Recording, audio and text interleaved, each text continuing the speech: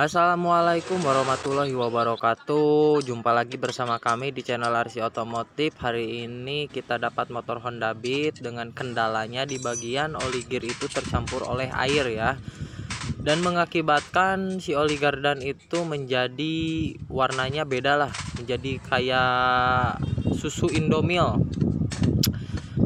Itu penyebabnya sepele, cuman di bagian selang udara itu ya, selang hawa kalau bisa disebut, yang menuju ke box filter itu tidak terpasang, tidak masuk ke dalam, cuman keluar. Jadi di sini saya mau melakukan pengurasan di bagian area gearbox atau disebut gardan, karena yang konsumennya itu minta dikuras saja. Sebenarnya sih cukup dikuras pakai oli 2 kali ganti gardan itu sudah sudah beres gitu, bakal terkuras.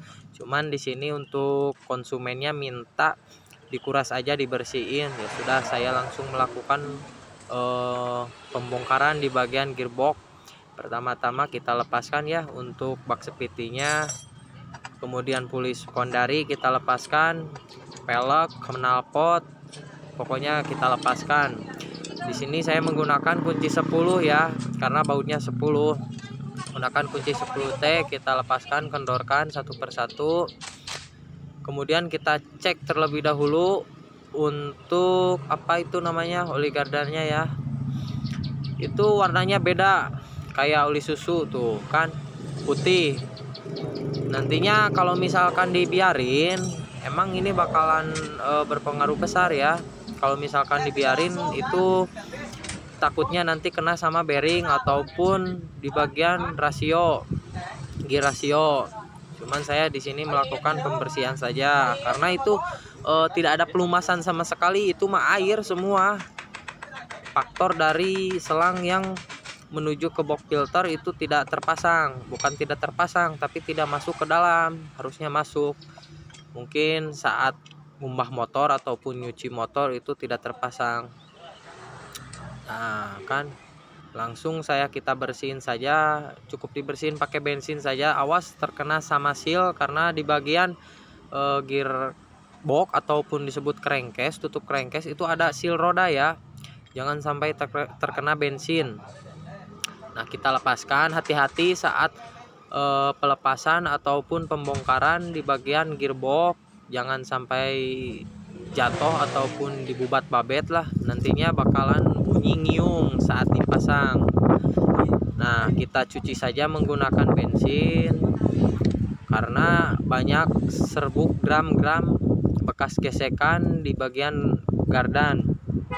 Kita bersihkan sampai bersih. Nanti sesudah bersih kita semprot pakai angin kompresor ya, biar untuk apa namanya, istilahnya pengeringan, supaya bekas bensinnya itu tidak ada. Nah kita cuci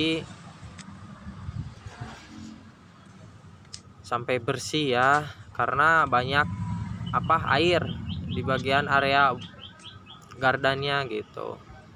Kemudian kita cuci untuk bagian rasionya, semuanya kita bersihin satu persatu. Nah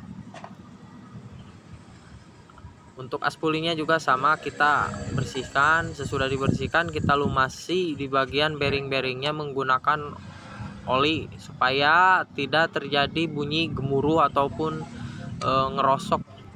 Dan untuk bearing-bearingnya ini masih aman ya, kita pasangkan itu namanya counter shaft, kemudian final driven, gear final driven atau bisa disebut gear as roda. Nah kita lumasi dulu untuk di bagian gear-gearnya. Kemudian ini namanya counter shaft, bukan counter shaft, itu namanya gear counter. Kemudian kita lumasi oli ya untuk di bagian as primer atau bisa disebut aspuli. Kita lumasi dulu oli supaya tidak bunyi ngiung. Nah untuk bagian packingnya saya tidak melakukan pergantian ya, karena masih lumayan pada bagus. Kalau misalkan terjadi kebocoran kita ganti saja pakai yang baru. Jangan lupa saat pemasangan ada 2 buah Bosch spin the wall di bagian tutup crankcase ataupun tutup gardan. Nah, ada 2 buah bos ya, jangan sampai lupa tidak terpasang. Kemudian kita pas-paskan, pasang kembali. Nah, itu penyebabnya cuman sepele tuh, cuman selang tidak masuk. Nah, cuman tadi kan harusnya masuk ke bagian pop filter, cuman itu tidak masuk di luar, dan akhirnya air pun masuk ke dalam oli gardan, ke dalam bagian gardan, bukan oli gardan. Kemudian kita pasangkan, jangan lupa baut-bautnya yang 10, pokoknya ada yang panjang ada yang pendek, minimal satu jari, bukan 1 jari, 1 senti lah. Ada yang mendem, ada juga yang panjang. Kita pas-paskan saja, kita kencangkan menggunakan kunci 10T, kencangkan secukupnya saja. Jangan terlalu kencang, nantinya bisa mengakibatkan selek ataupun dol, karena di bagian crankcase itu rawan dol. Cukupnya saja dan secara menyilang dan secara merata saat pengencangannya.